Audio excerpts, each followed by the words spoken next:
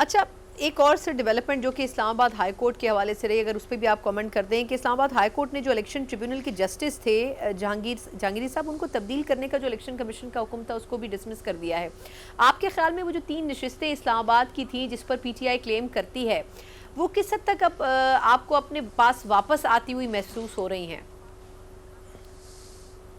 अच्छा देखिए, वो आएंगी तो तब जब ओवरऑल सिस्टम की नीयत होगी। सिस्टम में अभी नीयत ही नहीं है कि जो 8 फरवरी का इलेक्शन धांधली ज़दा इलेक्शन था उसको प्रोब किया जाए।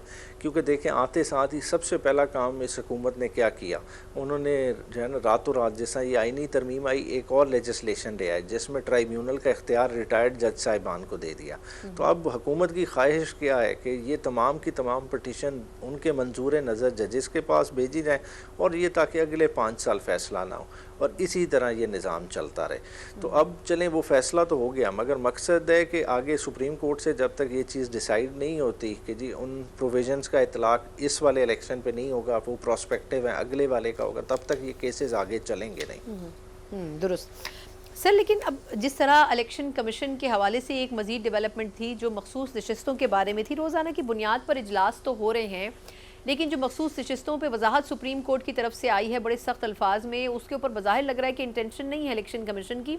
पीटीआई को क्या कोई उम्मीद है कि मखसूस नशिस्तों पे इलेक्शन कमीशन कन्विंस हो सकेगी सुप्रीम कोर्ट के फैसले से? देखिए, ये बेसिकली एक मिली भगत वाली गेम खेली जा रही है। वो मैंने पहले भी जो कहा ना कि एक फ़ैसला इन्हें तंग कर रहा है, वो फ़ैसला रिज़र्व सीटों वाला फ़ैसला है, और उस फैसले की लपेट में इलेक्शन कमीशन भी आता है। बहुत सारे लोग आते हैं जिन्होंने इधर कॉन्स्टिट्यूशन को वायलेट किया हुआ है। तो आज सुप्रीम कोर्ट पे ये हमले की ज़रूरत क्यों पड़ गई है नून लीग को?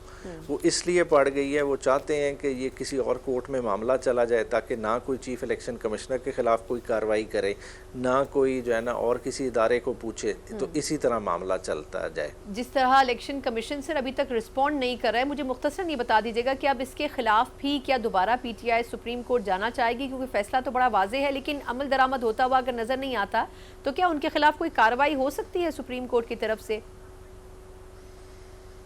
देखिए, मैं जिस तरह से देख रहा हूँ कि जो शॉर्ट ऑर्डर है वो एक बड़े तूफ़ान का अंदिया था। शॉर्ट ऑर्डर से इन्हें समझ जाना चाहिए था।